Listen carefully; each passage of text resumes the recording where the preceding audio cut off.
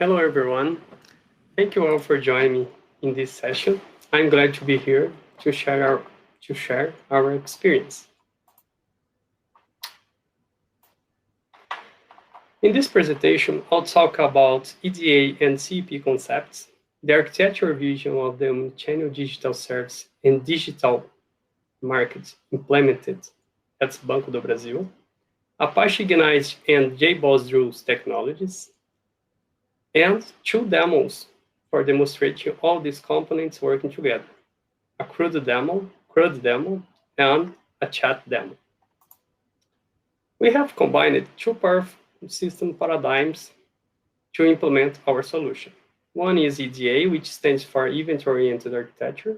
From EDA, we use producers, middleware, consumers, and several patterns.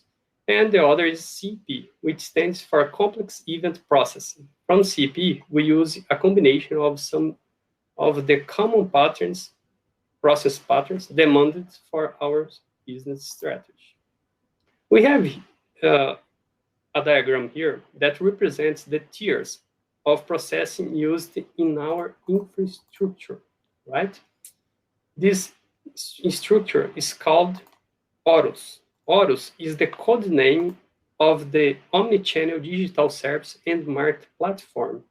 All these events communication are propagated in asynchronous mode using pub-subscribe pattern.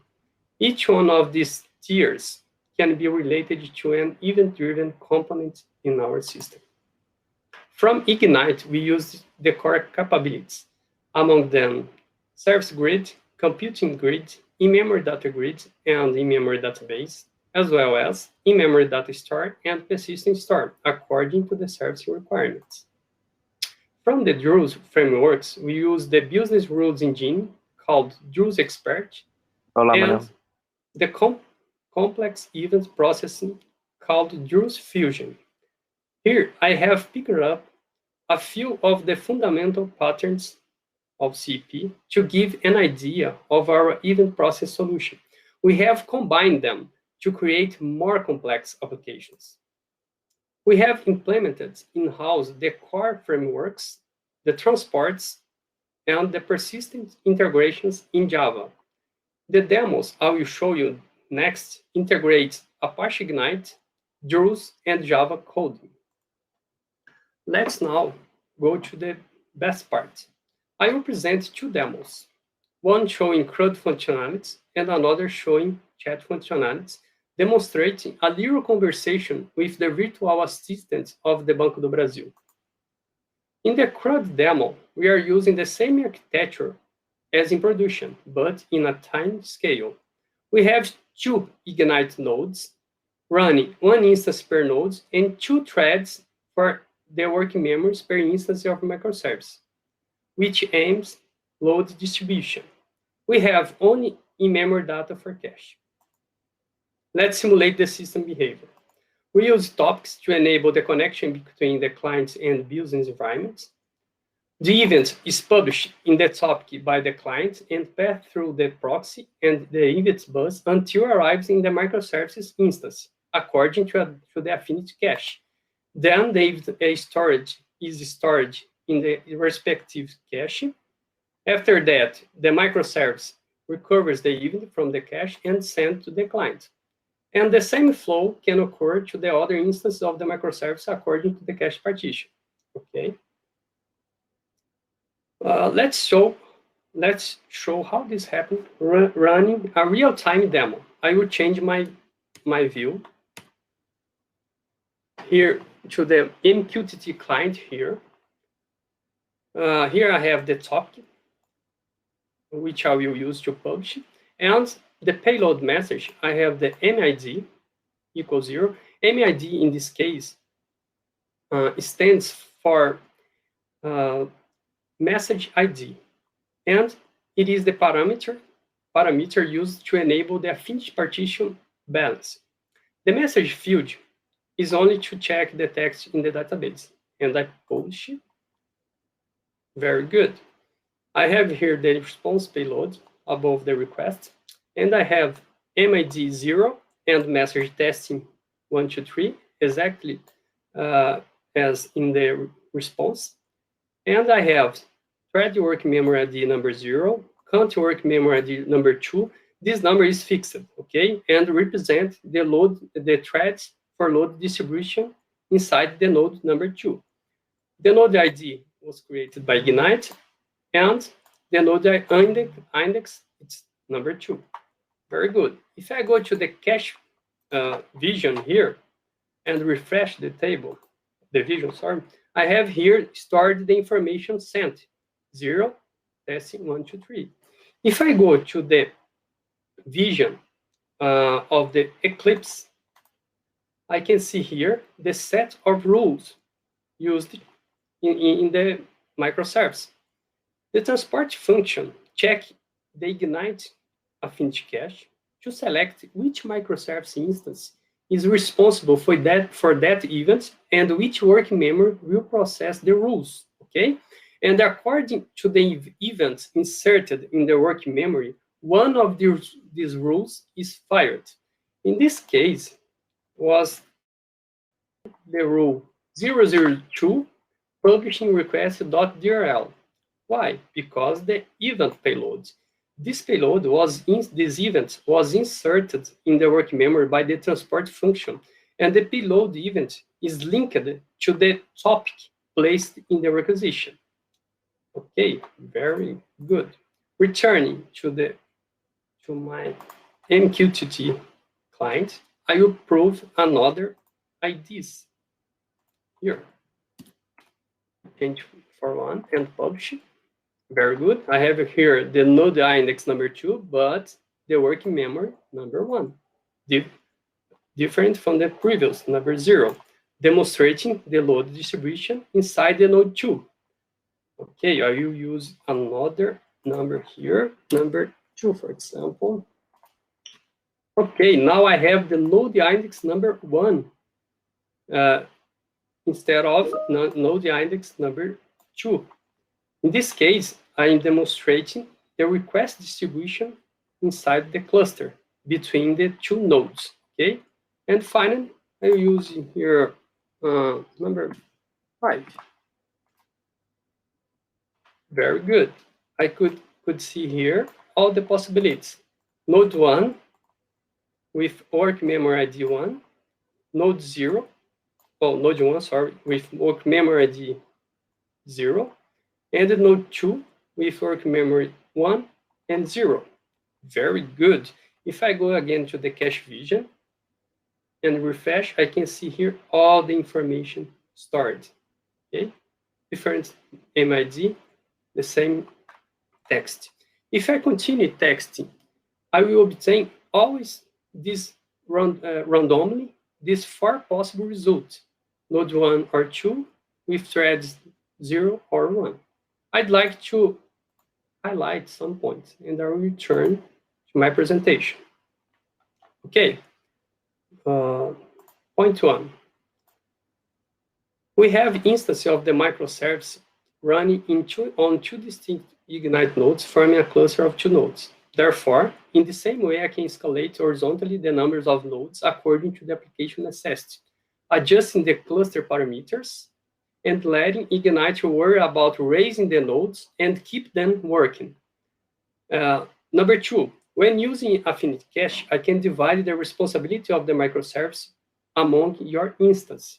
And number 3, by assigning more threads to each instance of the microservice, it is possible to carry out load distribution, allowing to process a large number of concurrent requests.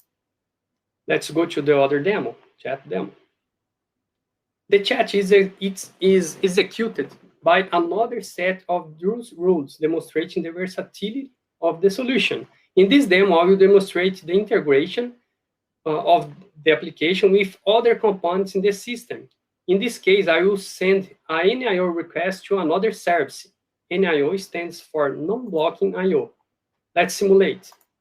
Again, I use topics to enable the connection. The event is published and passed through each component until be stored in the cache. But instead of return immediately to the client, the microservice will make a NIO request to another service, called virtual assistant, which communicates with IBM Watson to process the request and return the response to my microservice. And now the microservice sends the response to the client. I didn't show here, but the same flow occurs to the other instance of the microservice according to the affinity partition balance. Okay, very good. Let's run the real-time demo. I'll change my vision again. Now with the chat information, chat data, okay. And I have here the topic, slightly different from the topic used in the previous demo. Thereby, I can change the request to a distinct set of rules by in my application by changing the topic. Okay, I have here the input field. I set up with Oi, which means hi in English. The type field here is the subject of the conversation, and the info data here it's to identify the message ID in the database. If I publish it,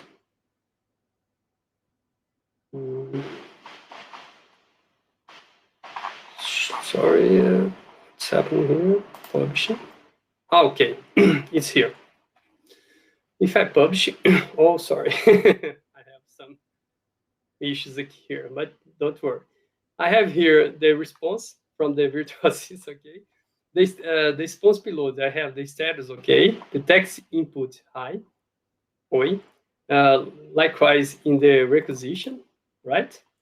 Here in the text, I have the chat response from the virtual assistant.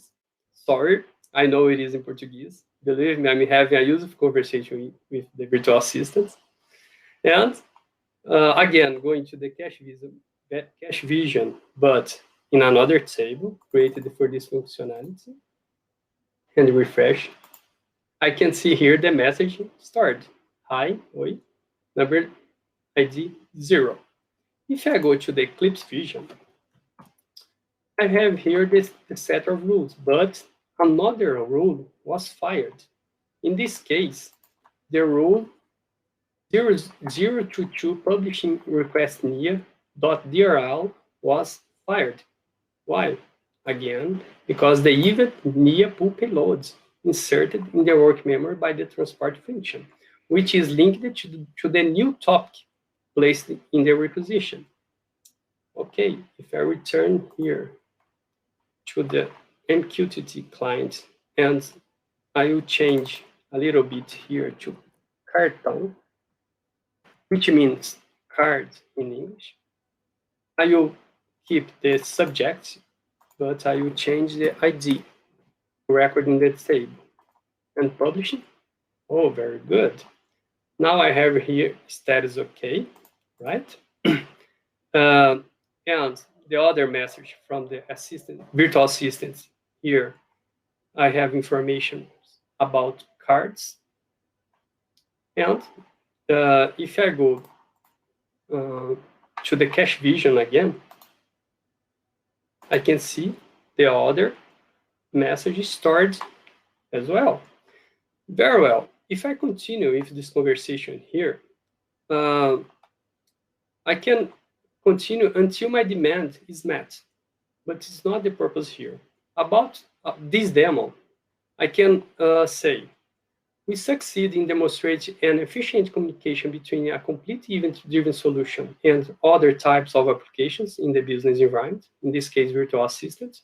And the microservice can aggregate several types of business functionalities by changing the set of rules. Okay?